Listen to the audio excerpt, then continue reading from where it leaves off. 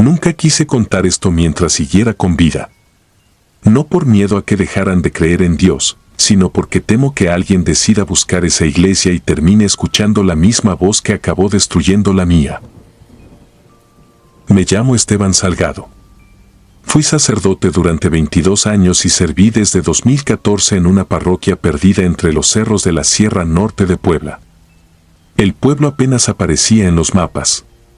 Las casas eran antiguas, el cementerio rodeaba parte del templo y, cuando caía la niebla, las cruces parecían personas inmóviles esperando el amanecer. Los habitantes repetían una advertencia que siempre consideré una superstición. Jamás escuchara confesiones después de la medianoche. Decían que, a partir de esa hora, no todos los que se arrodillaban frente al confesionario pertenecían al mundo de los vivos. Naturalmente no les creí. Mi obligación era permanecer disponible para cualquiera que buscara arrepentimiento. La fe no entiende de horarios, pensaba entonces. Qué equivocado estaba. Todo comenzó una noche de noviembre. La lluvia golpeaba las ventanas con tanta fuerza que apenas podía escuchar las campanas movidas por el viento. Estaba por cerrar la iglesia cuando vi que una figura completamente vestida de negro entró lentamente por la puerta principal. No caminaba. Se deslizaba. No escuché el ruido de sus zapatos sobre el piso de piedra. Solo vi cómo avanzaba hasta perderse detrás del confesionario. Esperé unos segundos antes de entrar. «Puede comenzar, hijo». Hubo un silencio tan largo que pensé que la persona se había marchado. Entonces escuché una respiración húmeda, lenta, demasiado cerca de la rejilla. No era la respiración de alguien cansado. Parecía la de un hombre que llevaba horas ahogándose bajo el agua. «Padre, llevo muerto 32 años». Sentí que la sangre abandonaba mi rostro. Creí que era una broma de mal gusto. Le pedí que continuara. «El sacerdote que estaba antes de usted nunca quiso escuchar mi confesión, porque él fue quien me asesinó». Todo mi cuerpo comenzó a temblar.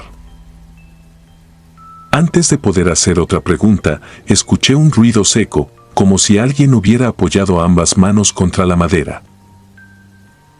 Miré por la rejilla. No había nadie.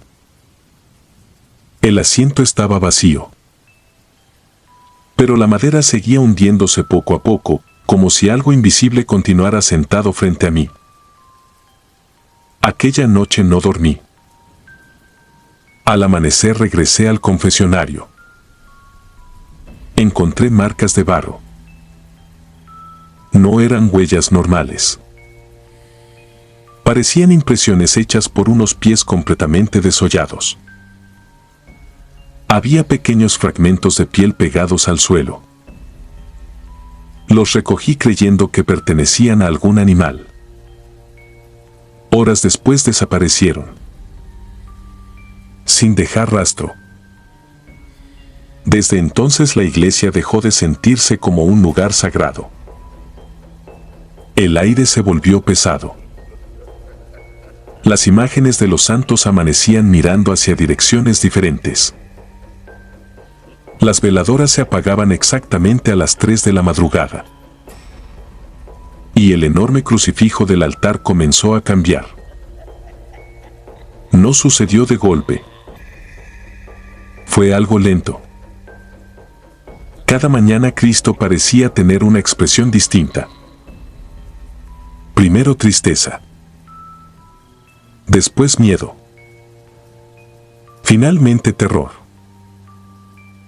Lo observaba durante la misa y juraría que sus ojos seguían cada uno de mis movimientos. Varias personas comenzaron a dejar de asistir. Una anciana me aseguró que había visto a un sacerdote celebrando misa completamente solo mientras los bancos estaban llenos de personas sin rostro.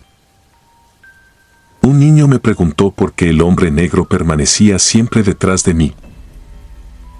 Nadie más lo veía. Solo él. Y yo.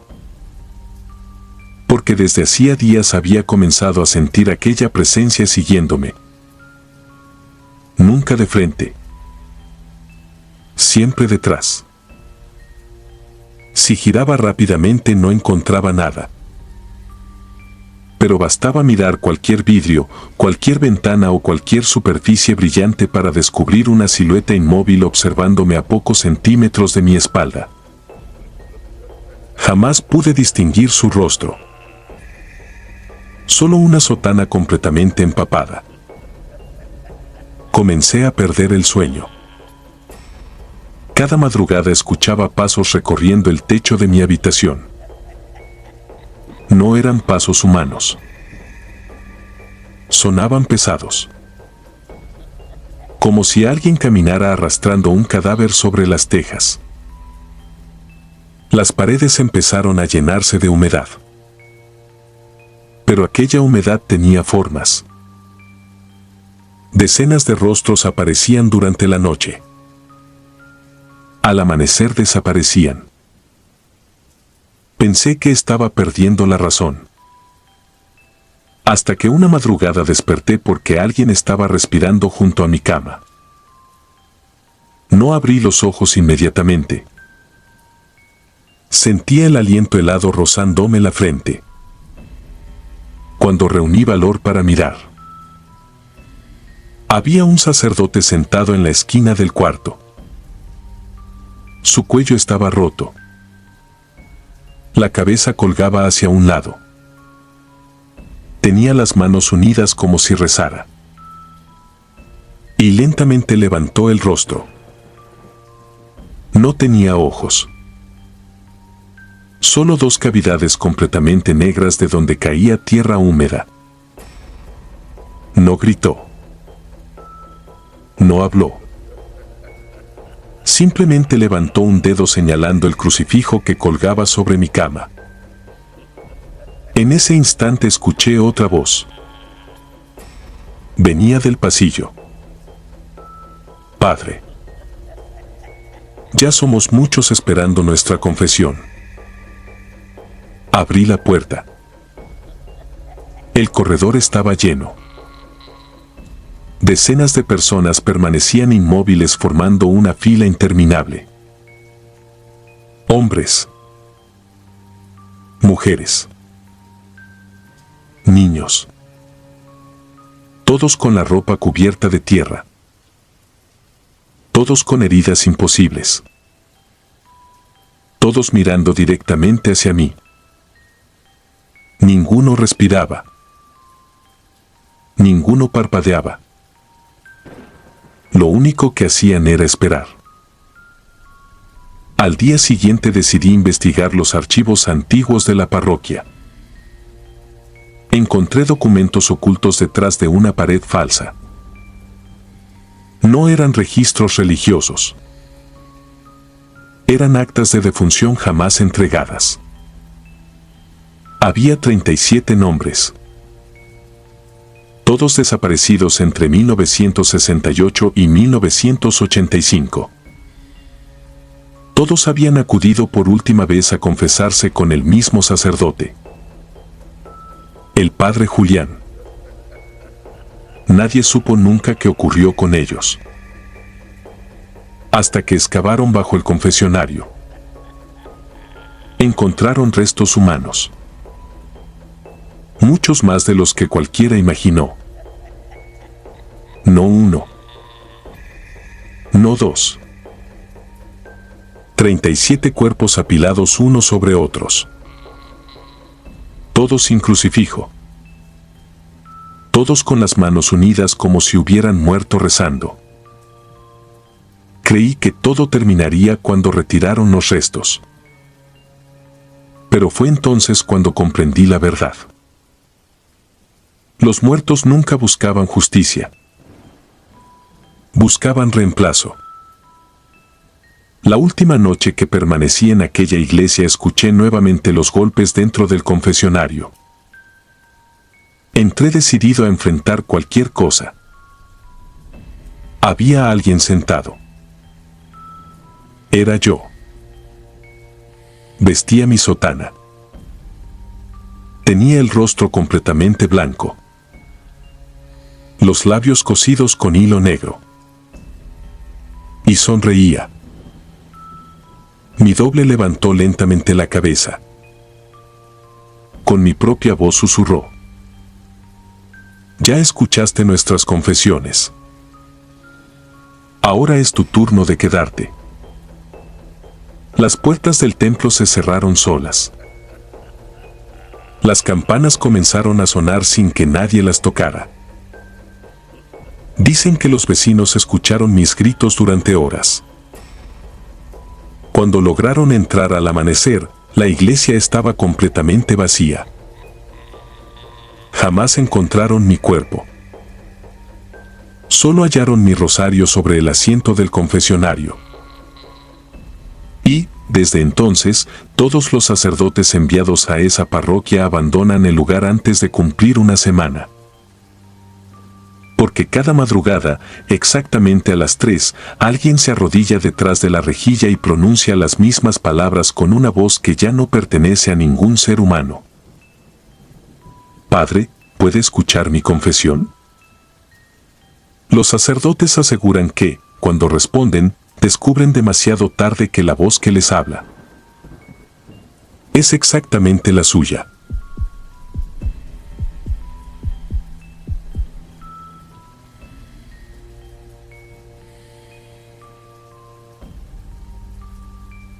Me llamo Ignacio Robles. Fui sacerdote durante 39 años en una parroquia perdida entre las montañas de Jalisco. Durante ese tiempo acompañé moribundos, escuché confesiones imposibles y celebré funerales de personas cuya historia nadie quiso recordar. Siempre creí que el mal existía en las decisiones del ser humano y no en los objetos. Hasta que, en el otoño de 2019, acepté custodiar un crucifijo que jamás debió volver a colgarse dentro de una iglesia. Llegó envuelto en una tela ennegrecida por la humedad. Nadie sabía quién lo había enviado. Solo apareció frente a la puerta principal antes del amanecer acompañado de una nota escrita con tinta deslavada: no permitan que vuelva a quedarse solo. Pensé que era una broma de mal gusto. Era un crucifijo tallado en nogal antiguo. La figura de Cristo estaba esculpida con un nivel de detalle extraordinario. Sin embargo, había algo profundamente incorrecto en aquella imagen. Las heridas parecían demasiado reales y la expresión del rostro no transmitía sufrimiento, sino una especie de resignación aterradora, como la de alguien que había visto algo infinitamente peor que la muerte. Lo coloqué en una pequeña capilla lateral mientras decidíamos enviarlo al Museo Diocesano. Esa misma noche comenzó el silencio. No hablo de la ausencia de ruido. Hablo de un silencio absoluto, pesado, imposible de explicar. Los grillos dejaban de cantar alrededor del templo. Los perros del pueblo se negaban a cruzar la reja principal. Incluso las campanas parecían sonar apagadas, como si el aire absorbiera cada vibración antes de permitirle existir. Los primeros cambios ocurrieron dentro de mí. Durante la misa olvidaba fragmentos completos del Evangelio que llevaba décadas recitando de memoria. Al bendecir el agua sentía un frío insoportable que me recorría los brazos. Varias veces descubrí mis manos temblando antes de levantar el cáliz. Intenté convencerme de que era agotamiento. Hasta que comenzaron las confesiones. Los feligreses llegaban pálidos. Algunos lloraban antes de entrar al confesionario. Ninguno hablaba de infidelidades ni de pequeños pecados cotidianos. Todos describían exactamente el mismo sueño. Una iglesia sin imágenes. Un altar cubierto de tierra. Y un sacerdote celebrando misa completamente solo mientras alguien permanecía crucificado detrás de él, respirando. Nunca les conté que yo soñaba exactamente lo mismo. Cada madrugada despertaba pocos minutos antes de las 3. Siempre escuchaba pasos sobre el techo del templo. Nunca corrían. Nunca se detenían. Solo caminaban lentamente sobre las bóvedas, como si alguien recorriera toda la iglesia buscando la forma de entrar. Una noche decidí subir. Llevaba únicamente una linterna. El techo estaba completamente vacío. Pero encontré huellas. No eran marcas humanas. Parecían pies descalzos marcados con barro negro, demasiado grandes para pertenecer a cualquier persona. Las seguí hasta el campanario. Allí terminaban frente al vacío. Como si quien las hubiera dejado simplemente hubiera descendido caminando por el aire. Después comenzaron los cambios en el crucifijo. Cada mañana aparecía ligeramente diferente. Las manos parecían más tensas. Las heridas más profundas. La boca un poco más abierta. Pensé que mi mente me estaba engañando. Tomé varias fotografías. Cuando las comparé, sentí que el corazón dejaba de latir durante unos segundos. La talla realmente estaba cambiando. No era una ilusión. Semana tras semana el rostro adquiría rasgos humanos. Hasta que una mañana reconocí la nariz. Después los ojos. Finalmente la barba. Era mi propio rostro. Acudí al archivo histórico del obispado. Después de revisar documentos olvidados encontré una referencia escrita en 1911. Un sacerdote llamado Esteban Larrañaga había ocultado aquel crucifijo tras descubrir algo imposible. Según su diario, la imagen nunca representó a Cristo. Representaba al último sacerdote que intentó destruirla. Cada cierto número de años el crucifijo elegía un nuevo custodio. Lo imitaba lentamente.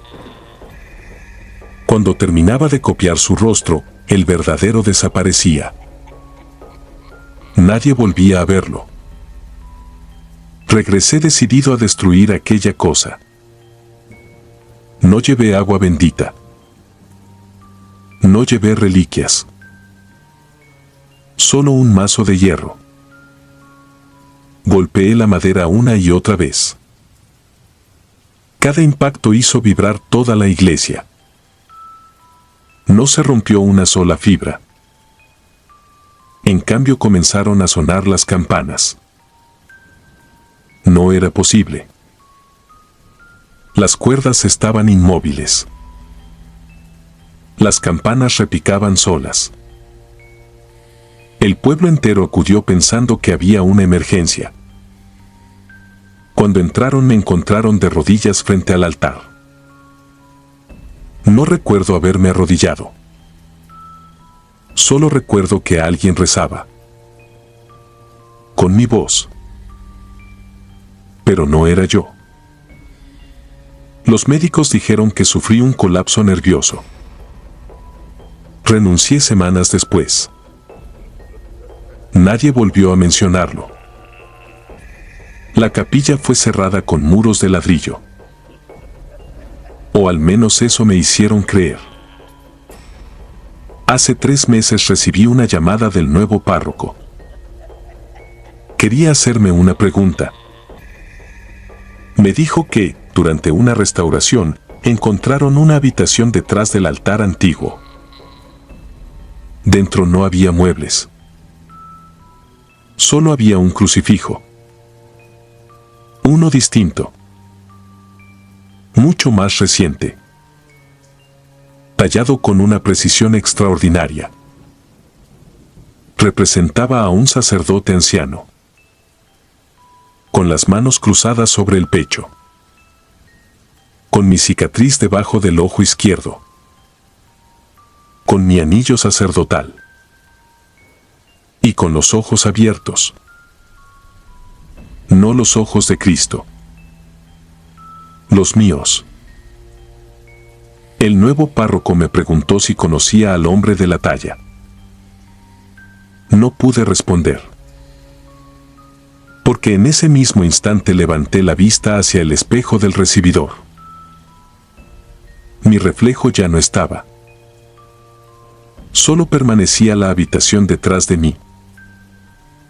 Y alguien colgado de una cruz, esperando a que otro sacerdote ocupara mi lugar. Suscribirte y darle like ayuda mucho a este canal. Si ya has escuchado mi contenido antes, te ha gustado y estás disfrutando lo que escuchas en este sector, te agradeceré que presiones el botón de suscribirse. Sin más interrupciones, continuamos.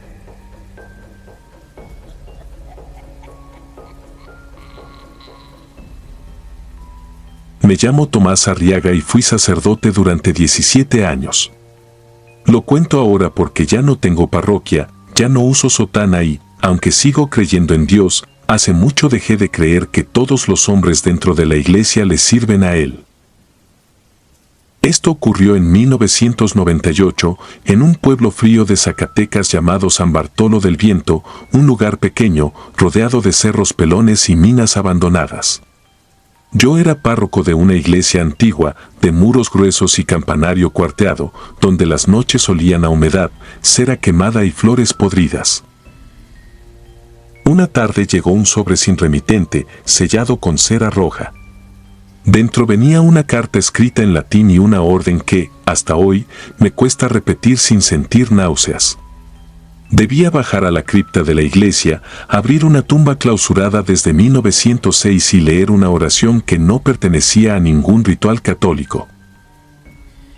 Al principio pensé que era una broma cruel hasta que vi la firma al final de la hoja. Era del obispo Salvatierra, un hombre severo, poderoso, incapaz de prestarse a juegos. Esa misma noche me llamó por teléfono. Su voz sonaba débil, como si hablara desde muy lejos. Obedezca, Padre Tomás. No pregunte. No hubo más. Esperé hasta la medianoche. La iglesia estaba vacía, pero sentía que no estaba solo. Las bancas crujían aunque no había viento, y desde el altar me llegaba un olor espeso, parecido a carne vieja. Bajé a la cripta con una lámpara, una Biblia y el sobre temblándome entre los dedos. La tumba estaba al fondo, detrás de una pared falsa.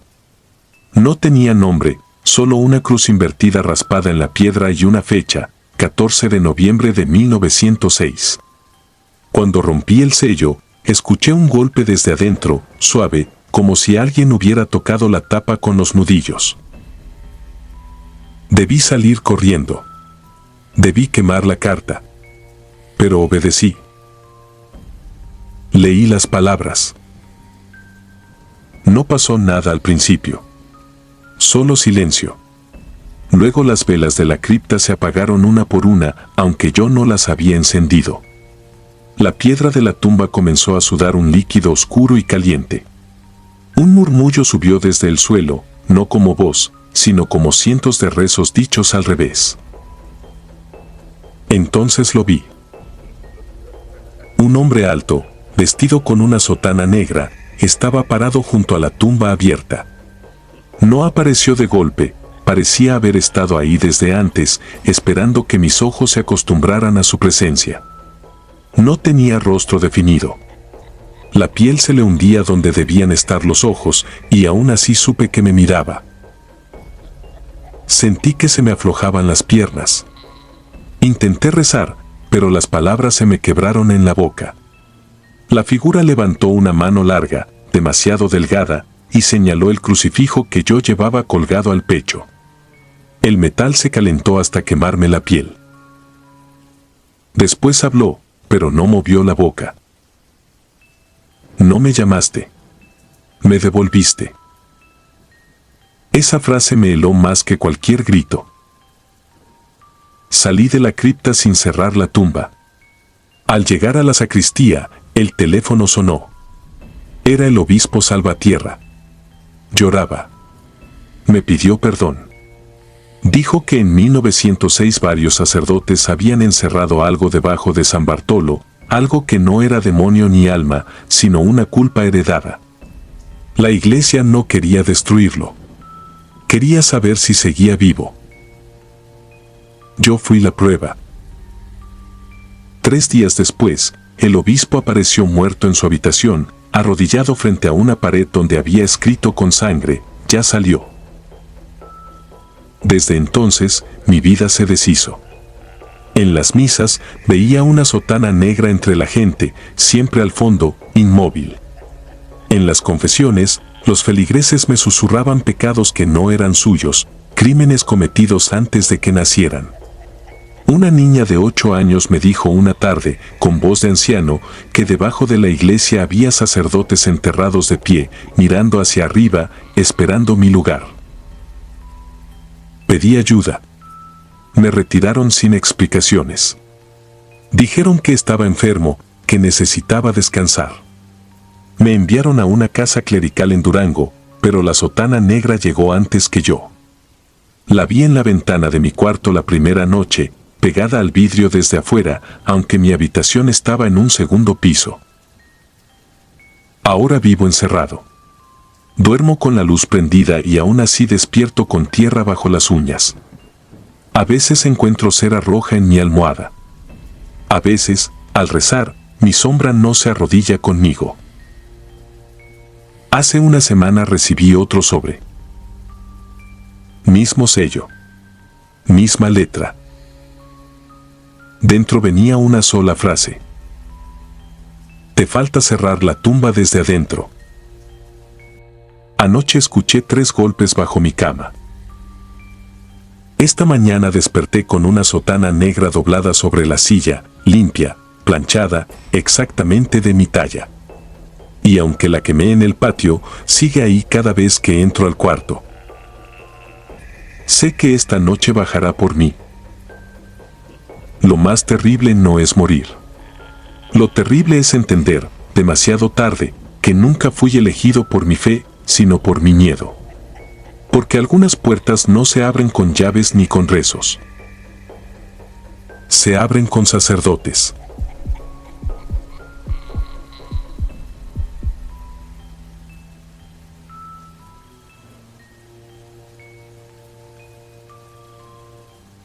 Nunca imaginé que terminaría escribiendo estas líneas escondido en una habitación donde las ventanas permanecen selladas con madera y los espejos fueron retirados por orden mía. Si alguien encuentra este cuaderno después de mi muerte, no busque respuestas en la iglesia ni en la policía. Ninguno de ellos podrá explicar lo que ocurrió. Solo puedo decir que fui sacerdote durante más de 30 años y que todo comenzó en 2014, cuando fui enviado a una antigua parroquia perdida entre las montañas de la Sierra Norte de Oaxaca. El pueblo se llamaba Santa Lucía de los Cedros. Apenas vivían unas 200 personas. Era un lugar silencioso, de calles empedradas y casas de adobe donde, al caer la tarde, la neblina cubría todo con una tranquilidad extraña. Desde el primer día noté que los habitantes evitaban acercarse a la iglesia después del anochecer. Nadie quiso explicarme el motivo. Bajaban la mirada, se persignaban y cambiaban de conversación. Pensé que eran supersticiones propias de comunidades antiguas. Me equivoqué. La iglesia era hermosa, construida a finales del siglo XIX, pero había algo fuera de lugar. El crucifijo principal estaba inclinado apenas unos grados hacia abajo, como si contemplara constantemente el piso del altar.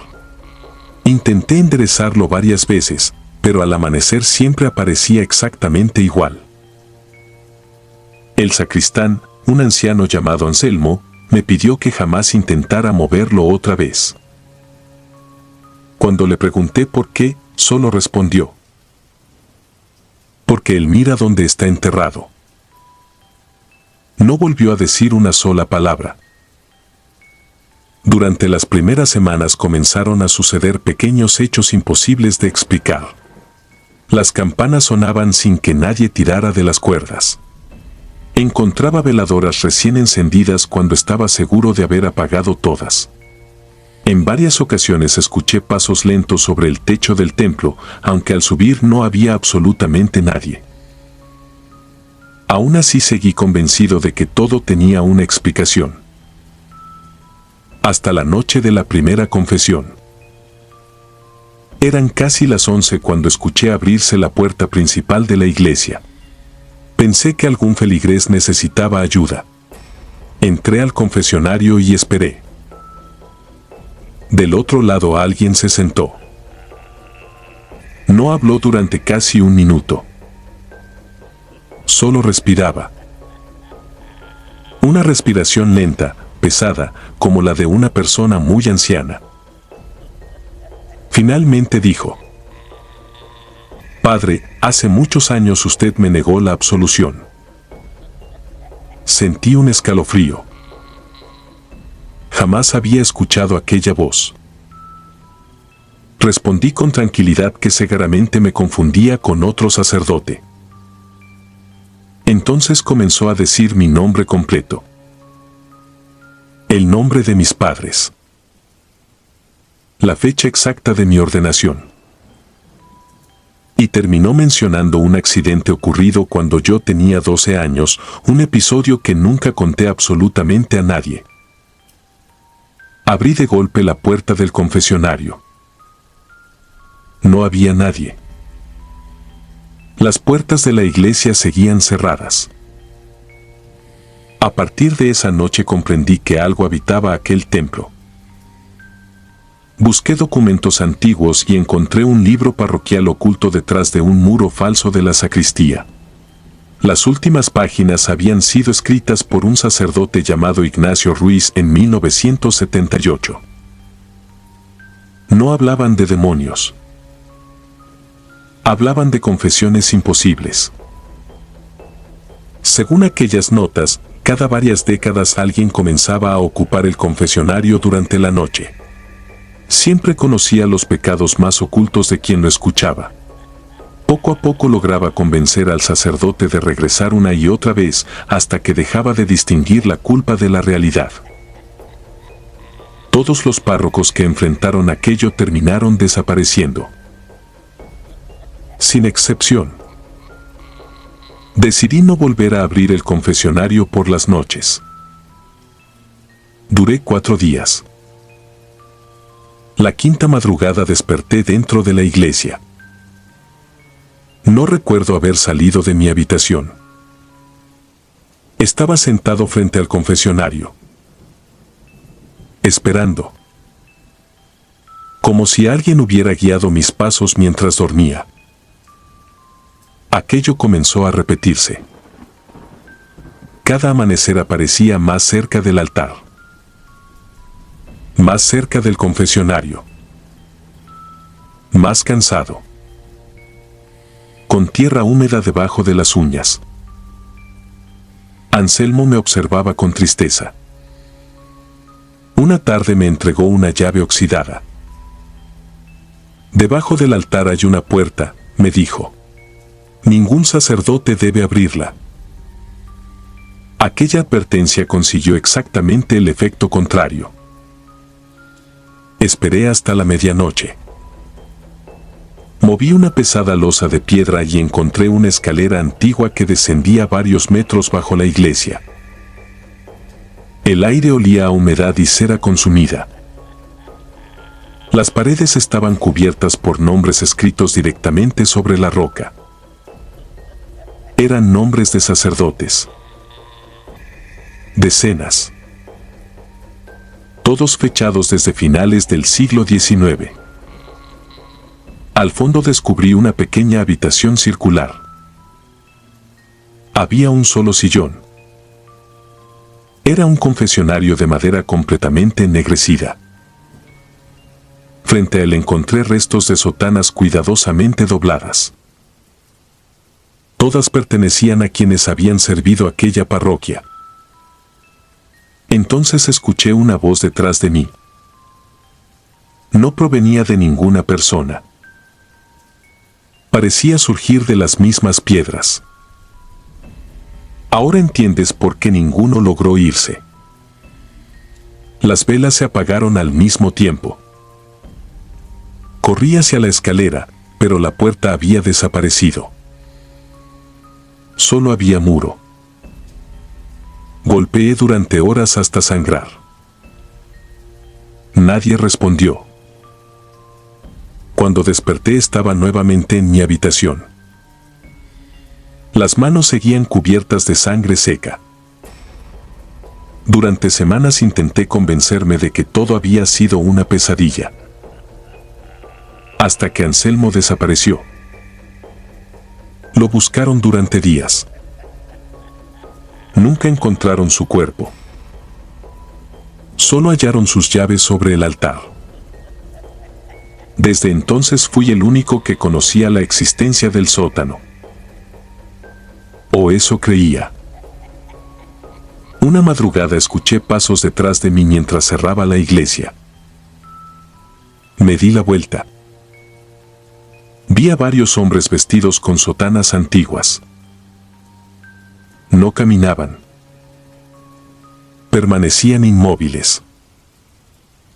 Sus rostros eran pálidos, sus ojos estaban cerrados y todos sostenían un rosario entre las manos. Conté 11. Parpadeé. Habían desaparecido. Esa misma noche comprendí la verdad al revisar nuevamente el libro del Padre Ignacio. La última página estaba incompleta. Debajo de su firma apareció una frase escrita con una tinta mucho más reciente. Era mi letra. Decía: el siguiente custodio ya ha aceptado escuchar la confesión. Jamás escribí aquello. O al menos no lo recuerdo. Han pasado 12 años desde entonces. Nunca abandoné Santa Lucía de los Cedros. En los registros de la diócesis sigo figurando como párroco activo, aunque hace meses nadie ha logrado comunicarse conmigo. Cada noche, exactamente a las 11, alguien entra en la iglesia. Siempre ocupa el mismo lugar dentro del confesionario. Nunca alcanzo a verlo. Solo escucho su respiración. Ya no intento escapar. He descubierto que, cuando llega la hora, mis piernas caminan solas hacia él. Hace 3 días escuché una nueva voz. Era la de un joven sacerdote. Lloraba. Me pidió ayuda. Me dijo que acababan de asignarlo para reemplazarme. Comprendí demasiado tarde que nunca fui la víctima destinada a romper la maldición. Solo era quien debía permanecer el tiempo suficiente para entregar el confesionario a otro. Si usted llega a leer este cuaderno y alguna vez visita esta iglesia, haga una sola cosa por mí. Si escucha que alguien le dice desde el confesionario: Padre, hace mucho tiempo que lo estaba esperando, no responda. Porque en el instante en que conteste la primera palabra, dejará de pertenecer al mundo de los vivos, aunque su corazón siga latiendo durante muchos años más.